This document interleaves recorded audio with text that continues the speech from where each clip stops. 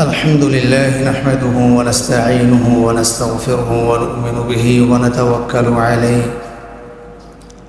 ونعوذ بالله من شرور أنفسنا من يهد الله فهو المهتد ومن يضلل فلن تجد له وليا مرشدا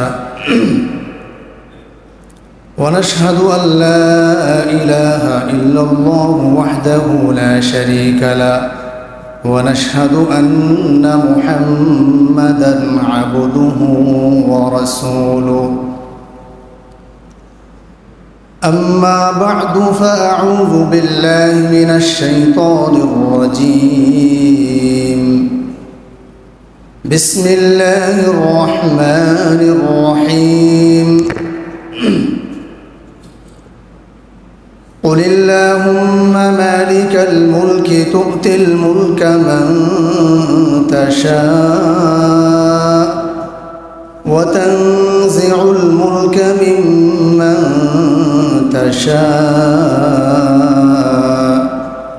وتعز من تشاء وتذل من تشاء بيدك الخير إنك على كل شيء قدير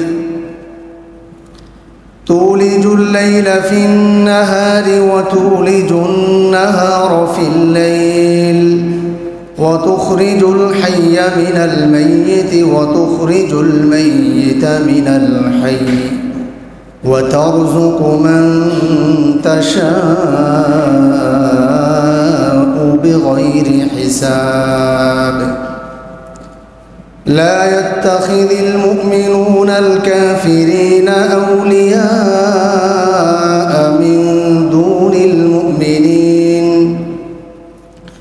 ومن يفعل ذلك فليس من الله في شيء إلا أن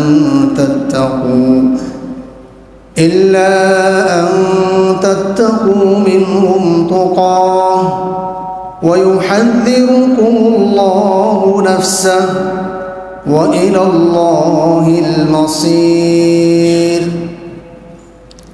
صدق الله مولانا العظيم وصدق رسوله النبي الأمي الكريم ونحن على ذلك لمن الشاهدين والشاكرين والحمد لله رب العالمين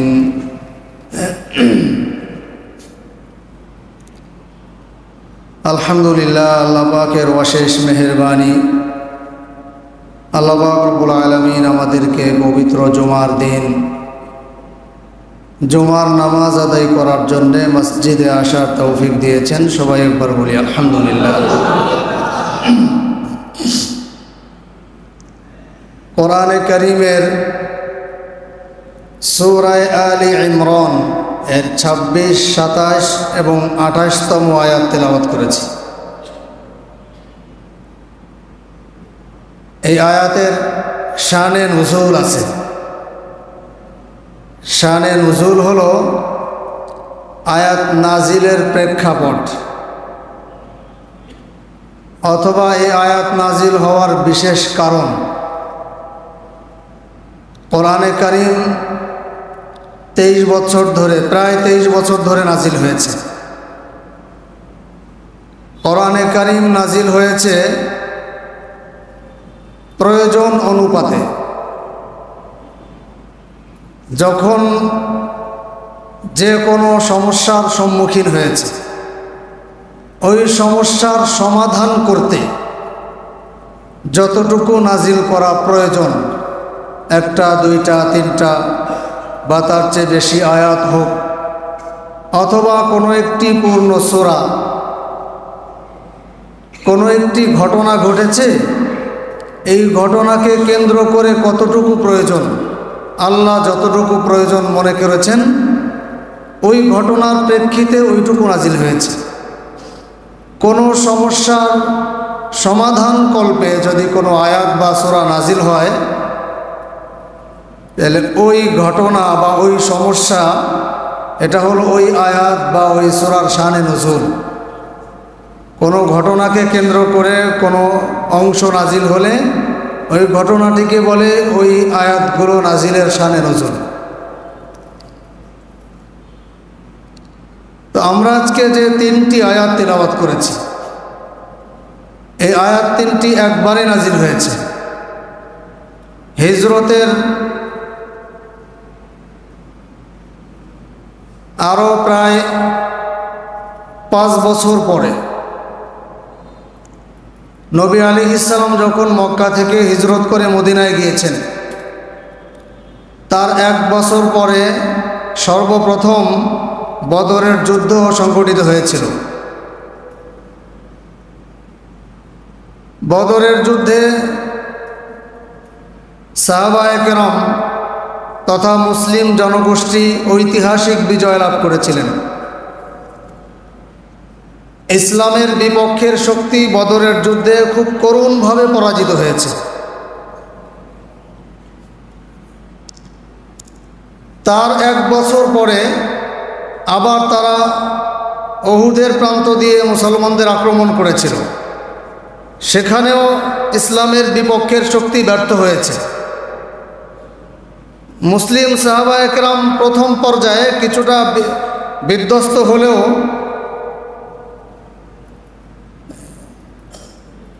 প্রকৃতপক্ষে মুসলমানরা বিজয় লাভ করেছেন।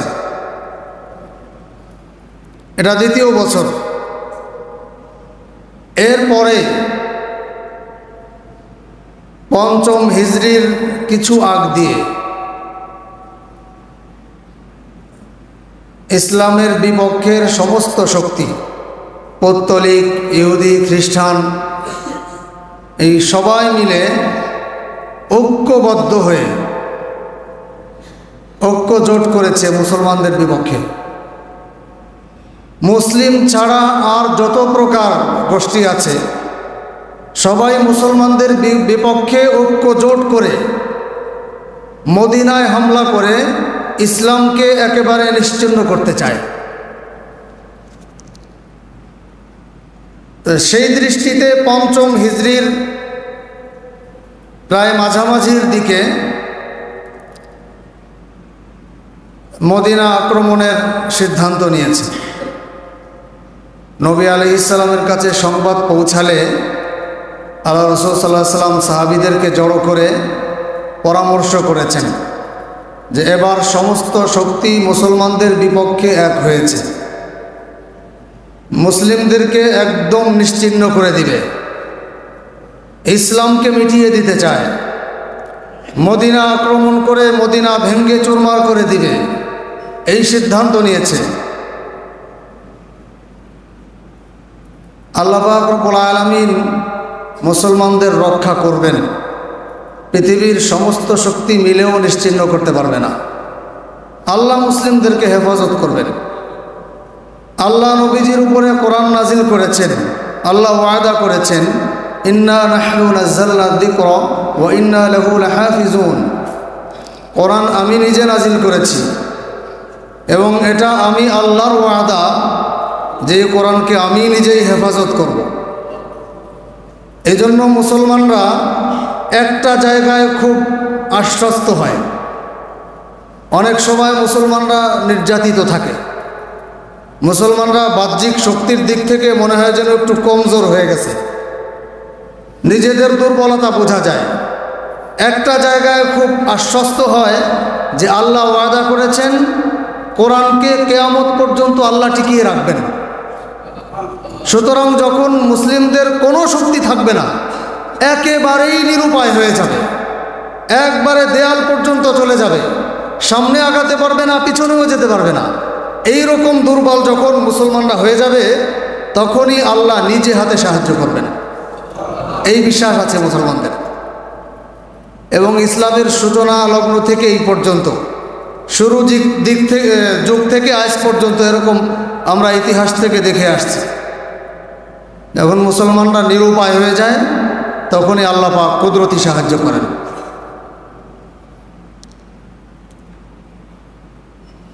নবী আলাইহিস সালাম সাহাবায়ে কেরামকে নিয়ে পরামর্শ করেছেন তাহলে এ ব্যাপারে আমাদের কি করণীয় আছে? সাহাবায়ে কেরামদের মধ্যে সবচেয়ে প্রবীণ সাহাবী ছিলেন হযরত সালমান ফারসি রাদিয়াল্লাহু তাআলা আনহু। তিনি পরামর্শ দিয়েছেন তারা যে রাস্তা দিয়ে মদিনায় ঢুকবে আমরা ওই রাস্তাগুলো গর্ত করে রাখবো, পরিখা খনন করে রাখবো। এটাকে খন্দক বলে। এই ব্যাপারে একটা সূরাও নাজিল হয়েছে, সূরাতুল আহজাব। এজন্যই খন্দকের যুদ্ধের আর এক নাম হলো আহজাবের যুদ্ধ। সালমান ফারসি রাদিয়াল্লাহু তাআলা আনহুর পরামর্শে প্রায় 3000 সাহাবী এই পরিখা খননের কাজ শুরু করেছেন। সাহাবায়ে কেরাম কোদাল দিয়ে, শাপল দিয়ে, খন্তা দিয়ে গর্ত খুঁজতেন, সারাদিন কাজ করতেন। নবীজি নিজেও কাজ করতেন। খুঁজতে খুঁজতে একটা পাথর, বড় একটা পাথর, যেটা সাহাবায়ে কেরাম আর খুঁজতে পারছিলেন না, নবীজিকে ডাক দিয়েছেন। নবীজি নিজে কোদাল ধরে ওই পাথরে কোপ দিয়েছেন। হাদিসের মধ্যে এসেছে সাথে সাথে পাথর কেটে গেছে, কেটে পাথরের মাঝখান থেকে আগুনের অঙ্গার বেরিয়ে আসছে, আগুনের স্ফুলিঙ্গের মতো চতুর্দিকে ছড়িয়ে পড়েছে। নবী আলাইহিস সালাম বলেন, এই আগুনে আমি দেখতে পাচ্ছি যে রোম সাম্রাজ্যের বড় বড় প্রাসাদ এই আগুনের ভেতরে দেখা যাচ্ছে। আবার দ্বিতীয় কোপ দিলে আবারও একই রকম আগুনের স্ফুলিঙ্গ বের হওয়া শুরু হলো। নবীজি এবার বলেন, আমি এবার দেখছি এই আগুনের ভেতরে পারস্যের লাল রঙের প্রাসাদগুলো। আবার তৃতীয়বার আবারও কোপ দিয়েছেন। এবার বলেন, আমি এই আগুনের মধ্যে দেখতে পাচ্ছি ইয়ামানের সানআ নামক শহরের বড় বড় উঁচু উঁচু বিল্ডিং এই পাহাড়ের মধ্যে দেখা যায়। মুসলিম শরীফের হাদিসে এসছে, নবীজি বলেন, ইন্নাল্লাহা জাওয়ালিল আরদ মাশারিকাহা ওয়া মাগারিবাহা ফাইন্নাহু ক্বাদ উম্মতি সায়াবলুগু উম্মতি লি জুবিয়া ইলাল আরদ। নবীজি বলেন, আমার উম্মতের খুব শীঘ্রই আমি যে রোম সাম্রাজ্যের প্রাসাদগুলো এই আগুনের মধ্যে দেখতে পাচ্ছি, পারস্যের যে প্রাসাদগুলোর ইঙ্গিত পেয়েছি, ইয়ামানের রাজধানীর বিল্ডিংগুলো দেখতে পাচ্ছি, খুব শীঘ্রই আমার উম্মত এই প্রাসাদগুলো রোম, পারস্য, ইয়ামান খুব শীঘ্রই দখল করবে। এটা আমার উম্মতের হস্তগত হবে। নবীজির এই কথা যখন চতুর্দিকে ছড়িয়ে পড়ল, কাফের, বেদিন, মুশরিক, পৌত্তলিক, ইহুদি, খ্রিস্টান সবার কানে কানে আওয়াজ পৌঁছাইলে এটা নিয়ে খুব হাস্যরস করতে শুরু করলো। এরা মদিনায় জায়গা পাচ্ছে না, গর্ত খুঁজতেছে, গর্তের মধ্যে লুকাবে। এরপরে পেটে ভাত নাই, পাথর বেঁধে জীবনযাপন করে। আমরা আক্রমণ করব শুনে গর্ত খুঁজতেছে, এই গর্তের মধ্যে পালায় জীবন বাঁচাবে। আর এরা নাকি রোমের প্রাসাদের স্বপ্ন দেখে, এরা এই পারস্যের রাজপ্রাসাদ স্বপ্ন দেখে, ইয়ামানের রাজধানীর বিল্ডিংয়ের স্বপ্ন দেখে, এই বলে মুসলমানদেরকে উপহাস করত। আল্লাহ পাক রব্বুল আলামিন তাদের এই উপহাসের প্রেক্ষিতে কোরআনে কারীমের সূরা আলে ইমরানের 26, 27, 28 এই 3টি আয়াত নাজিল করেছেন। নবীজিকে ডেকে বলেন, আপনি সাহাবায়ে কেরামকে সান্ত্বনা দেন, সাহাবায়ে কেরাম যেন কাফেরদের এই কথায় বিভ্রান্ত না হয়, বরং সাহাবায়ে কেরামকে বলে দেন, কুলিল্লাহুম্মা মালিকাল মুলক, নিঃসন্দেহে ক্ষমতা, রাজত্ব এর মালিক একমাত্র আল্লাহ। এটা আপনি বলে দেন। তারা যে ক্ষমতার বড়াই করে সাহাবায়ে কেরামকে উপহাস করছে, তাদেরকেও শুনিয়ে দিন, তুতিল মুলকা মান তাশা ওয়া তানজিউল মুলকা মিম্মান তাশা। আল্লাহ ইচ্ছা করলে কাউকে ক্ষমতা দেন, আল্লাহ ইচ্ছা করলে কাউকে অপমান অপদস্থ করে নামিয়ে দেন, আল্লাহ ইচ্ছা করলে কাউকে ওয়াতুইজ্জু মান তাশা সম্মানিত করেন, ওয়াতুযিল্লু মান তাশা বিয়াদিকাল খায়র। আল্লাহ ইচ্ছা করলে কাউকে অপমান অপদস্থ করে জিল্লতির সাথে নামিয়ে দেন। বিয়াদিকাল খায়র, এই সব কিছুই একমাত্র আল্লাহর হাতে। তুলিজুল লাইলা ফিন নাহার ওয়া তুলিজুন নাহারা ফিল লাইল, আপনি জানিয়ে দিন আল্লাহ ইচ্ছা করলে রাতকে দিন বানিয়ে দেন, সেই আল্লাহই আবার দিনকে রাত্রে রূপান্তরিত করেন। ওয়া তুখরিজুল হাইয়া মিনাল মাইয়িতি ওয়া তুখরিজুল মাইয়িতা মিনাল হাইয়্য, সেই আল্লাহই এমন ক্ষমতার অধিকারী যিনি জীবিতকে মৃত বানান, আবার তিনি মৃতকে জীবিত বানান। ওয়া তারযুকু মান তাশাউ বিয়াদিকাল খায়র, এবং তিনি যাকে চান তাকেই অগণিত রিজিক দান করেন। তাহলে ক্ষমতা দান করা, ক্ষমতার থেকে নামিয়ে দেওয়া, ইজ্জত দেওয়া এবং অসম্মান করা, রিজিক দান করা, রাত্রকে দিন বানানো, দিনকে রাত বানানো, জীবিতকে মৃত বানানো, মৃতকে জীবন দান করা, এই সব ক্ষমতা একমাত্র আল্লাহর। এই আয়াতগুলোতে সাহাবায়ে কেরামকে নবীজির মাধ্যমে সান্ত্বনা দেওয়া হয়েছে। রাতকে দিন বানান আল্লাহ, দিনকে রাত বানান আল্লাহ। আমরা মনে করি 12 ঘন্টা পরে রাত আসে, আবার 12 ঘন্টা পরে দিন আসে, এটা এমনি এমনি হয়ে যায়। পৃথিবীতে এমন কত এলাকা আছে যেখানে সারাদিনই থাকে, রাত হয় না। এই সুইডেন শুনছেন না? সুইডেন, এখানে নাকি 6 মাস সূর্য ডোবে না। আরও কোন কোন জায়গায় 4-5টা রাষ্ট্র এরকম আছে যেখানে 3 মাস টানা সূর্যই ডোবে না, তাদের রাত হয় না। আবার কত বছর পরে একটু উল্টা হয়, আবার ওই 3 মাস সূর্য ওঠে। তাহলে তারা কি বলবে? তারাও বলবে অটোমেটিক আমাদের এই 3 মাস পর্যন্ত সূর্য ওঠে না। আল্লাহ ইচ্ছা করলে ওই সুইডেন বাংলাদেশ করবে, বাংলাদেশকে সুইডেন বানাবে। আল্লাহ পারে নাকি পারে না? এই বিশ্বাস রাখাটাই হলো ঈমান। এই বিশ্বাস রাখার নামই ঈমান। ইব্রাহিম আলাইহিস সালাম নমরুদের কাছে গেছে। নমরুদ তো তখন বাদশাহ, ওনার কাছে সব খাবার দাবারের জিম্মাদারি। যে ওনাকে সিজদা করে, প্রভু মানে, তাকে খাবার দেয়, আর যে ওনাকে সিজদা করবে না তাকে খাবার দেবে না। এই পৃথিবীতে 2 জন মানুষ নিজে খোদা দাবি করছে, তার মধ্যে একজন নমরুদ। তার মধ্যে ফিরাউন সাহেব হলো 1 নম্বর, উনি বড় খোদা বলছে, আর নমরুদ বড় খোদা কয় নাই, বলছে আমি খোদা। ইব্রাহিম আলাইহিস সালাম ওনাকে সিজদা দিবে না, বলছে তোমাকে সিজদা দেবো কেন? সিজদা দেব আল্লাহকে, সিজদা দেব আমার প্রভুকে, যিনি আমাকে সৃষ্টি করেছেন, সিজদা তাকে দেব। তোমার প্রভুকে সিজদা দিবাতে আমি কি? তুমি প্রভুকে সিজদা দাওতে আমি কি? আমিই তো প্রভু। সবাই আমাকে প্রভু মানে সিজদা দেয়, দেখো না? তুমি আসল প্রভু না, তুমি হলো নকল প্রভু। নমরুদ বলে তাহলে আমি আসল প্রভু না, তোমার প্রভু হলো আসল প্রভু। তোমার আসল প্রভু কি পারে দেখি আমি তাই পারি নাকি? যদি আমি তাই পারি তাহলে আমার আসল প্রভু মানতে অসুবিধা কি? ইব্রাহিম আলাইহিস সালাম বলেন রব্বি আল্লাহ ইহয়ি ওয়া ইউমীত, আমার আসল প্রভু জীবন দেয়, মরণ দেয়। উনি যাকে ইচ্ছা মৃত্যু দিয়ে দেন, মেরে ফেলেন, যাকে ইচ্ছা উনি জীবিত করেন। নমরুদ বলে আনা উহয়ি ওয়া উমীত, এটা আমিও পারি। তা দাঁড়াও, তোমারে আমি জীবন দিয়ে দেখাই আর মৃত্যু দিয়ে দেখাই। জেলখানার থেকে 2 জন আনছে কয়েদি। একজনের আগামীকাল ফাঁসি হবে, আর একজন আগামীকাল খালাস পাবে।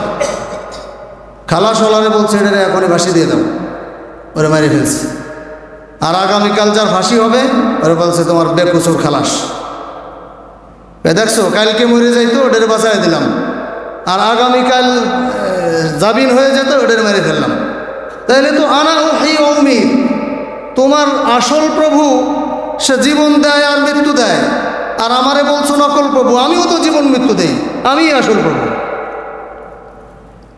ইব্রাহিম আলাইহিস সালাম চিন্তা করলেন যে বেয়াকুব তো ওই জীবন মরণ দেওয়ার অর্থই বোঝে না, তাহলে এর অন্য কথা বলতে হবে।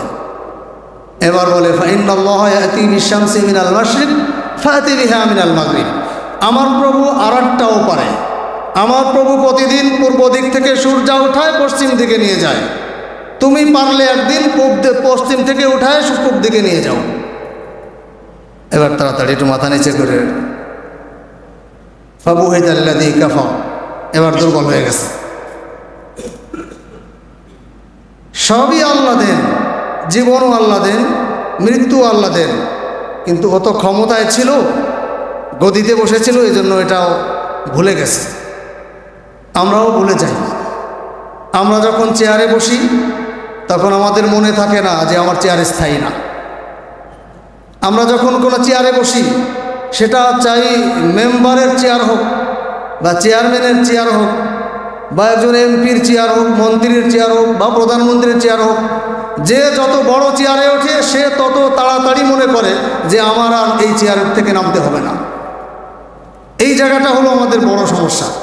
আবার যখন চেয়ারের থেকে নেমে যায়, সাথে সাথে 1 সেকেন্ডের মধ্যে মনে এসে যায়, ঠিকই আল্লাহ আছে, ঠিকই ক্ষমতা আল্লাহই দেয়, নাইলে আমি তো গতকালও বুঝি নাই যে আমার পালায় যাওয়া লাগবে। ঠিকই আল্লাহই ক্ষমতা দেয়, এটা পরে বোঝে। একদিন আগেও বোঝে নাই যে গতকালকে 300 কোটি টাকা খরচ করে 4 তারিখে আমার ছেলে দুবাই জন্মদিনের পার্টি করে। 300 কোটি টাকা কয় টাকা? 300 কোটি টাকা চেনেন? কত টাকা 300 কোটি টাকা? অনেক টাকা। এ কত যে সারা জীবন, মানে এটা আমাদের জবান দিয়ে ওটা মানায়ও না। যারা কোটি কোটি টাকা ধরে তারা বলতে পারে। 300 কোটি বলতেছি যে ভয় লাগতেছে আমার কাছে। 300 কোটি টাকা খরচ করে। আমরা অনেক সময় বন্ধু বান্ধব 4-5-10 জন এক জায়গায় বসে একটু চা বিস্কিট খাই, 50 টাকা 60 টাকা খরচ হয়। যতটুকু মনে হয় এদের কাছে 300 কোটি টাকা ওরকম মনে হয়। 300 কোটি টাকা খরচ করে পার্টি করছে 4 তারিখে। এর 5 তারিখে উনি ছিঁড়া লুঙ্গি গিরে দিয়া, গেঞ্জি ছিঁড়া, দাড়ি দুড়ি কামায় নৌকায় মাঝি সেজে পালাইছে। সে কি গতকালকে ভাবছে? গতকালকে কি ভাবছে যে আমার এরকম এই দরবেশ থেকে ফকিরের ভাব ধরতে হবে? এটা মনে করছে? এটা হলো আল্লাহ। একেই বলে আল্লাহ। আল্লাহ তো আল্লাহই, আল্লাহর সাথে কোনো তুলনা নাই। এই জন্যই আল্লাহ বলছেন তুতিল মুলকা মান তাশা ওয়া তানজিউল মুলকা মিম্মান তাশা। আমাদের এই জিনিসটা অনুধাবন করতে হবে যে আমি যখন যে কোনো জিম্মাদারিতে আসি, আমার বুঝতে হবে যে এই জিম্মাদারি আমার স্থায়ী না। পরে কি হবে? পরে জিম্মাদারি তো একদিন আমার থেকে যাবেই, যাওয়ার পরে আমার কি হবে এটা আমার জেনে আনতে হবে। তাহলে সে প্রকৃত মানুষ। কিন্তু যখন চেয়ারে বসে ভুলে যায় যে আমার নামতে হবে না, সেই ক্ষতিগ্রস্ত হবে। আমরা তো ইতিহাস থেকে দেখি, এই আগে আমরা বয়ান করতাম যেই হালাল হারাম না বেছে ধন সম্পদ কামাই করলে পরকালে শাস্তি দেয় আল্লাহ। এই ধন সম্পদের হিসাব হবে, হিসাব না দিয়ে এক কদম আগাইতে পারবে না। এটা আমরা আগে বয়ান, এখন একটু বয়ান ঘুরাই দিছি। এখন বলি যে না, পরকালেরটা পরে, ওটা তো আছেই। এখন আমরা বলি হালাল হারাম না বেছে কামাই করলে দুনিয়ায় শাস্তি হবে, এক কদম আগানোর কায়দা নাই।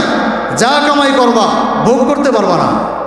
এটা এখন অন্যদিকে বলি, দুনিয়ায় ভোগ করতে পারবে না। এই কামাই সুদ যারা হালাল হারাম উপায়ে কামাই করছে, সেই কামাই সুদ কি অবস্থা কি? এখন ফখরুদ্দিনের সময় একবার অবস্থা দেখা গেছে, আর এই যে 5 তারিখের পরে এমন অবস্থা দেখা যাচ্ছে।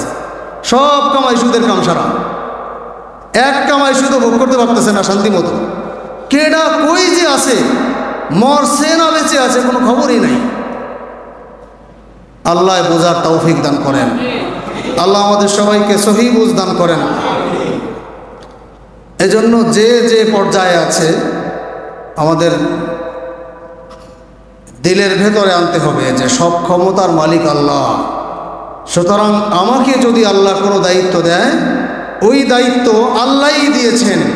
আল্লাহ ইচ্ছা করলে যে কোনো মুহূর্তে আমার থেকে দায়িত্ব নিয়ে যেতে পারেন। তখন আমার অবস্থা হবে কি? সেই জন্য আমি যতদিন আমার দায়িত্বে থাকি ততদিনের আমার দায়িত্ব সঠিকভাবে আল্লাহকে হাজির নাজির রেখে পালন করব। এই চিন্তা যদি আমাদের মধ্যে থাকে, তাইলে তো আবু বকর রাষ্ট্রপ্রধান ছিলেন।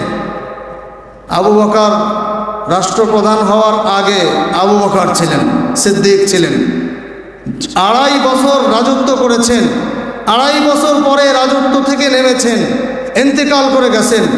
এখন আবু বকর কি? আবু বকরের দাম কমছে না বাড়ছে? একটুও কমে নাই। কিয়ামত পর্যন্ত আবু বকরের নামের সাথে নাম মিলিয়ে রাখতে পারলে নিজেরা বরকতময় মনে করে। হযরত ওমর ফারুক 10.5 বছর রাজত্ব পরিচালনা করেছেন।